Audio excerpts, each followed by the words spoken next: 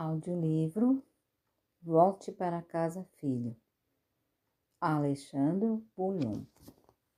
O confronto.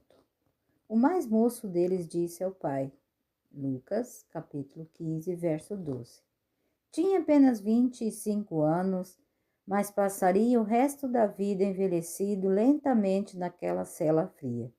Todo o mundo conhecia pelo apelido de baiano.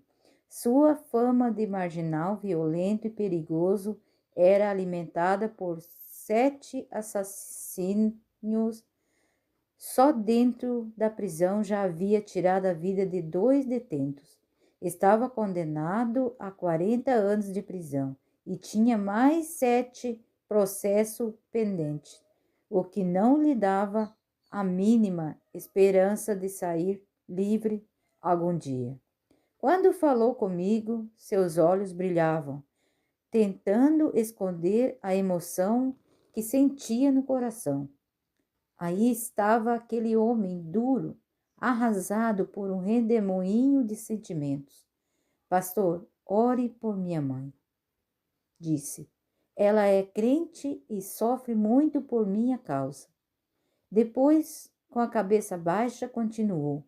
Gostaria de ser um garoto novamente. Acho que começaria tudo de novo e as coisas seriam diferentes.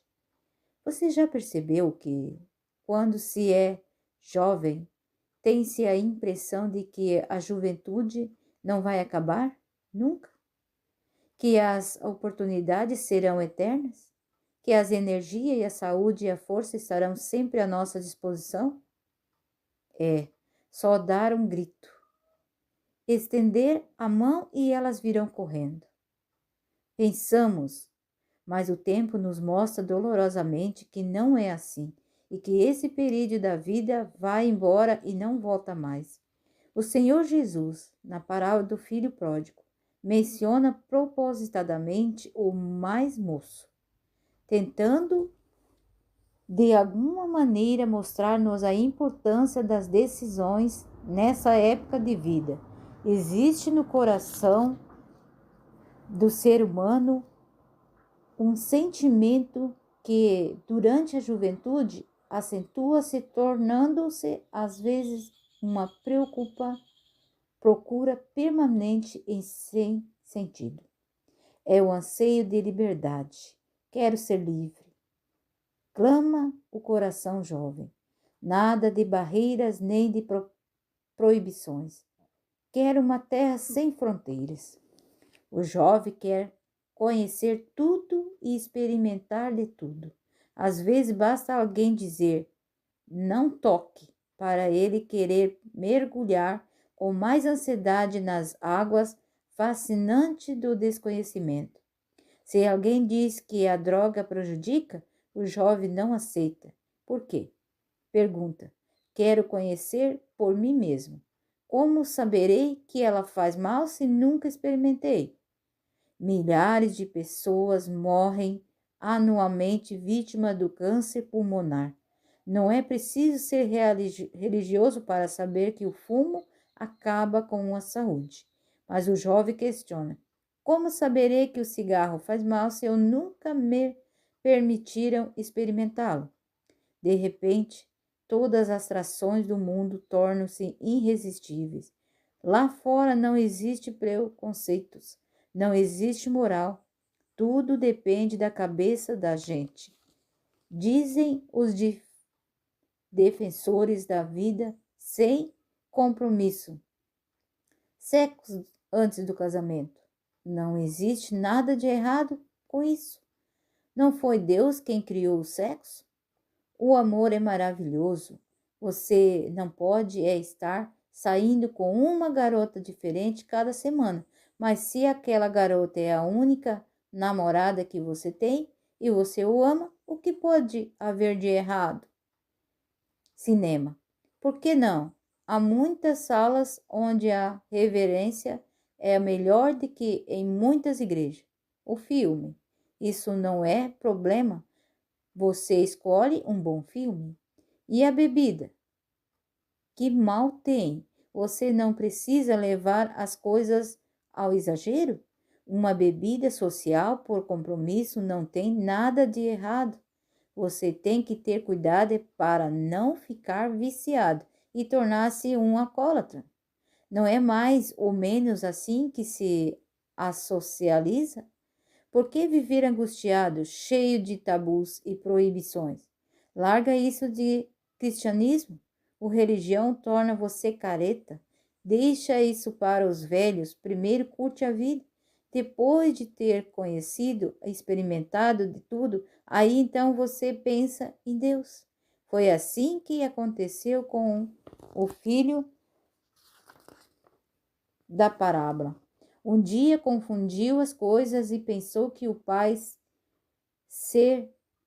cerceava sua liberdade, que o pai queria mantê-lo sempre subjugado e sem personalidade. E aí pensou: chega de normas e regulamentos, quero ser livre. Quanta razão tinha Jesus quando mencionou o mais moço. As estatísticas mostram que a maioria das pessoas abandonaram a igreja entre os 12 e os 18 anos.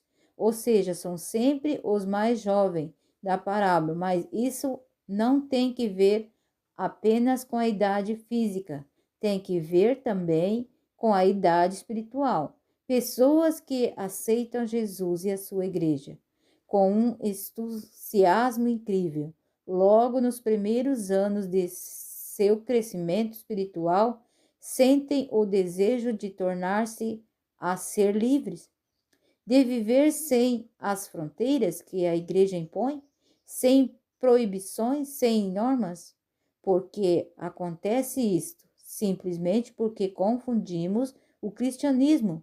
Pensamos que ser cristão é apenas deixar de fazer coisas erradas e começar a realizar boas obras. Esquecemos que a obediência sem o relacionamento pai e filho não tem valor nenhum. Paramos de amá-lo como um pai de amor e começamos a servi-lo como um ditador. Deixamos de ser filho e tornamos escravo. No início de nossa experiência cristã, com um pouco de força de vontade e domínio próprio, até que conseguimos cumprir todas as coisas, mas com o correr do tempo, começamos a sentir o peso da norma destituídas de vida. Viver atormentado por observar um padrão de vida que nós fixamos gera dentro de nós frustrações. Onde está a bendita paz de que nós falamos? Sentimos a pressão externa por causa da nossa nova fé. Amigos e familiares nos virão as costas e muitas vezes zombam de nós. Por outro lado, sentimos a pressão eterna decorrente de cobranças que fazemos em nós mesmos para viver à altura dos princípios que conhecemos. Chega um momento em nossa experiência cristã em que Cristo passa a ocupar o último lugar. Primeiro é a igreja e que não podemos e não sobra tempo para Cristo.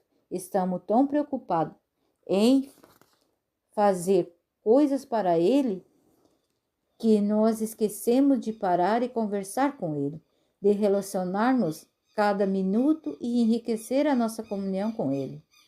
Essa maneira de encarar a vida cristã leva-nos finalmente à conclusão de que o cristianismo só cerceou a nossa liberdade, tornando nós cristãos apenas para cumprir coisas e não para nos deleitarmos no companheirismo e com Jesus. Daí a querer voltar à terra da liberdade é só um passo. Qualquer motivo será o pretexto que faltava. Se alguém olhou feio para nós ou não nos cumprimentou ou falou mal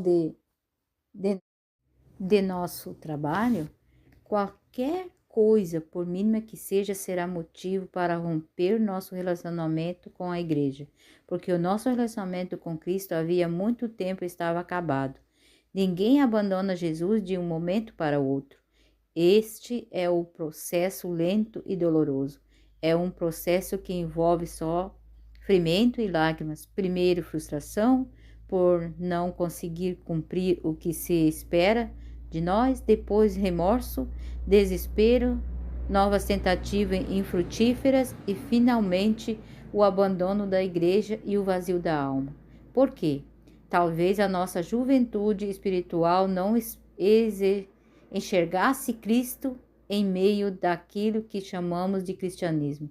Talvez nunca tenhamos conhecido a Jesus e apenas estivemos unidos a uma igreja. Talvez em algum momento da experiência cristã tenhamos deixado de relacionar-nos e passamos apenas a preocupar-nos em ser bons momentos da igreja. O que foi que aconteceu com o filho mais moço da parábola? Arrumou suas coisas e foi embora, sem ninguém saber, ou procurou o pai para um diálogo aberto e sem rodeio. Qual foi a atitude do pai? Como Deus nos trata quando a questionamos, sua autoridade. Veja o capítulo a seguir. Fim.